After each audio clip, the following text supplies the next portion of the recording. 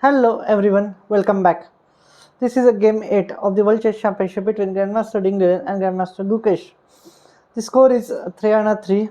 So let's start the game 8. Ding opened with the c4, Gukesh responded with the e5, knight to c3, bishop to b4, knight to d5, and now bishop to e7 back. This is played in 1800 by world champion William Stearns, where he won comfortably. So let's say whether Ding can win comfortably or game ends in draw or Gukesh wins. So knight to f3, Ding responds with the principal move. d6, g3, now c6, kicking the knight. What do you have to do here? Either you can come back with the knight or you capture the bishop.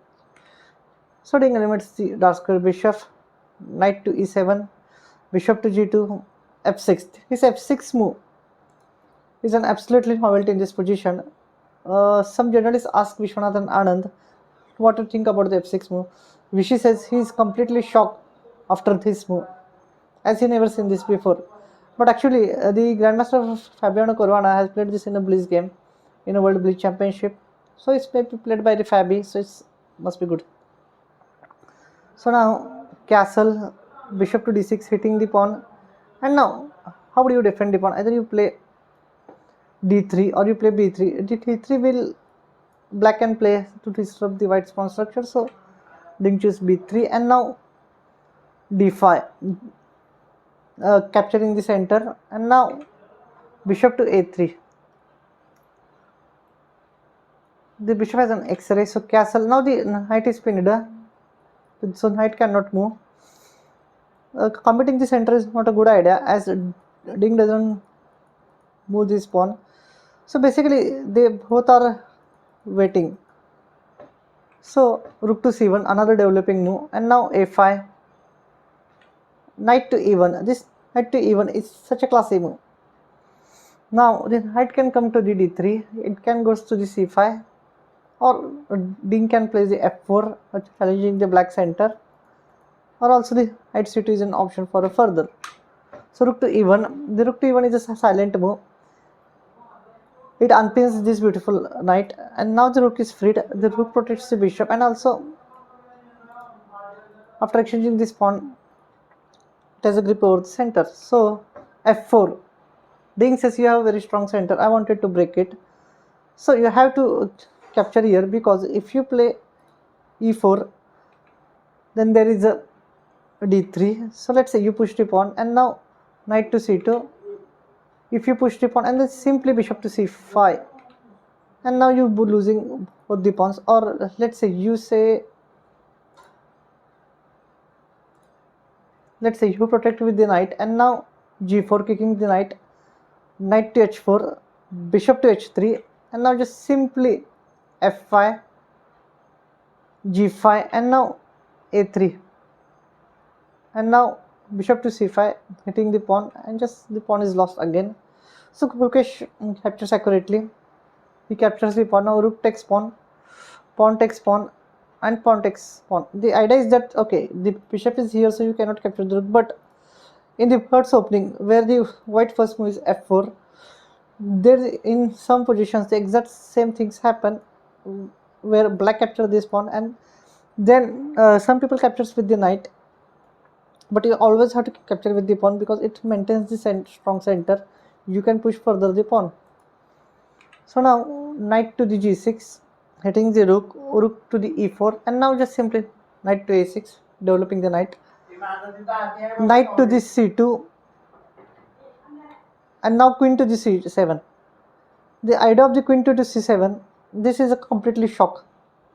The commentators are shocked by this move, because black has a clear initiative with the move knight to e5, hits the pawn, and now knight to e3, knight to the b4, bishop to b2, knight takes pawn, rook to a1, knight to b4 back, and now bishop captures knight, and just pawn takes bishop, and bishop to f7. This is a position where black has a clear initiative, and black solve all his problem, and black has an active knight. which control the c2 square, which control the a1 square. Black has this passers. Black has a pawn towards the queen side, and the white pawn is not moving because knight is here, and also the queen and rooks are here, and the bishop is here. So this is an extremely good position for black, but instead Gukesh choose queen to the c7. Now Ding plays knight has initiative. Knight to d4, bishop to f2, d3. d3 is a positional move. If you commit the if your rook takes rook is happen, black just simply capture the rook, and you just develop the rook, which is doing nothing on this spot. So you just improve the black position, and you just give free move to a black. So never capture like this. If your opponent position is improving, just improve your own position. Why to improve opponent position? And now knight to the e5, the move which has to be played before he plays now, and just simply knight to f3, knight to the d2. This is such a tricky move in the position. It's such a devilish move prepared by Gukesh. Where Ding becomes careless here. Now just rook takes rook, rook takes rook, and now simply rook to b1. Ding says, okay, this pawn is backward, I can attack this as before is not possible because I can capture this, and also my bishop is powerful, but Ding misses an absolutely a critical move. That's it. After b5, queen can come to the b6 and they give the check and recapture with the pawn, and just Gukesh is clearly winning here. He's absolutely better here. He has this pawn majority. So now king to f1, pawn takes, and now bishop to b2. Just final blunder of the game by Ding. Bishop pawn, and now the Ding is sorry guys, the Gukesh is absolutely winning here. What do you think, man? Will Gukesh converted this position, or Ding came back, or it's a blunder? So let's see how Gukesh converts his advantage. Now the bishop to d4, another tricky move by Ding. And now the $1,000,000 questions: which knight? Whether you bring knight to d7 or whether you bring knight to the a6 to c5. The only one knight move is correct, and other is losing. So what do you think, guys? Did Gukesh find the right move, or he blunders the right move? Let's see. In the game, he plays knight a to c5, which is a blunder, and now Ding came back in the game. The correct move here is to play knight to dc5, because after knight to dc5, rook to c1, bishop to d5, queen to c2, rook to c1, knight to d2, bishop takes bishop, king takes bishop, queen to e6, knight to b3, takes, and just simply in this position where black has two knights and white has a rook and also a plus pawn, and this pawn. So this is a winning for white. This is winning for black. So instead, knight ac5 is played, which is a mistake. And now just simply look another the same line. I'm going to show you the difference here. And now bishop to b3 is played. Simply queen to e1. Sorry guys. In the press conference, Gukesh says he missed this move, queen to the e1, and he thought that after queen to d2 is winning. So now bishop to e6 back, and now just simply queen to the f2, pinning the queen, and now just simply rook to the c1, and just bishop to e3. This is such a tricky move. The reason behind this move is this rook is undefended, and this knight cannot move, because if this knight moves, then the queen is under fire and also the rook is under fire. So the king is threatening d4. So rook to the c2 is played, and now another the $1,000,000 question: the knight moves. There are two knight moves here. One is the knight to d4 and other is the knight to e1. Only one is winning and other games become equal. The world champion Ding Liren, who saves the last time the position, which is absolutely lost. Can Grandmaster Ding, the great world champion, can find a move, the correct knight move, and win the game with the white pieces and get lead in the match or not? Unfortunately, Ding plays knight to d4. Now the game becomes equal and the Gukesh has survived here. Okay, I will show you the idea. After knight to the e1, Bishop f7 has to be played, otherwise there is a same trick this, because if you don't play bishop 7, let's say you push the pawn, now this knight moves, and now just simply this, you lose a piece. So that's why, sorry, not here. After knight to the e1, bishop f2 played, and now bishop f4 played, rook to the a1, because the bishop is threatening the rook, and now just simply bishop to h2. You must have to find this move, because now you are getting one of the defenders of the knight, and now simply bishop comes, bishop takes bishop, and now just simply bishop to e3 back. You must have to see all this, as this rook is also under fire, and now you are simply a piece of here and you are winning.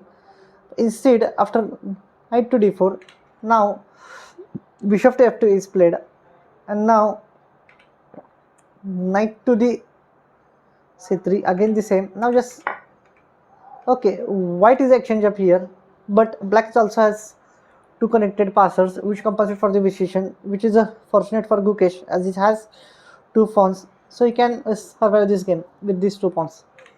Now just simply king to the e1, because after check getting an extra square, so just Gukesh pushed the pawn to the b5, and now centralizing the queen, always a nice move. Knight to the e5, again centralizing the powerful knight. King to the d2, queen to g2, and now just simply queen to f2. Here Ding Liren is offering draw to the Gukesh. Can Gukesh take the threefold repetition draw, or he continue the position? If they repeat, they take the draw, then it's the same story as the previous matches. But the Gukesh says no, I wanted to press this, I have to pass pawns, and I will try to win this. I'm having the winning chances, I cannot lose here. The only one is losing here, it's you. So I'm going to continue this position. Now rook to the c2 is played, and just simply queen to d6 back, sorry, queen to e6, and now check, and just Ding capture one of the pawn, and now there is only one pawn left. b3 is played, rook to the c1, rook to the b2 is also fine. Again queen to the d5, just simply queen to the b4, again queen to the g2, and now here the Ding can take a draw with the queen to the e5, because the after queen exchange b2 you have to move this, and there is a fork after bishop a2. So, or there is a move bishop to e6, which again leads to complications. In this position, Gukesh has a 16 minute with 30-second increment left, and Ding has a 21 minutes left, but the game is a draw. So can Ding Liren take the risk, or he choose the draw? Ding says, okay, I am fine with the draw. Here you have passer, and this position is not winning. I have tomorrow black. This position is a draw. I cannot win this position, so I cannot waste my energy on this game, as tomorrow I have black pieces and you have white pieces. So I wanted to save my energy to play with the black pieces, as I don't know what opening you are going to bring up for tomorrow. So I'm saving my energy for tomorrow's game. So now Gukesh exchange. Now just simply to b1, bishop to a2 takes, and just simply they both player agree for a draw, as opposite color bishop end games is always draw with the similar position of pawn. Okay, you say okay, even if white has extra pawn, this is still a draw. Thank you guys.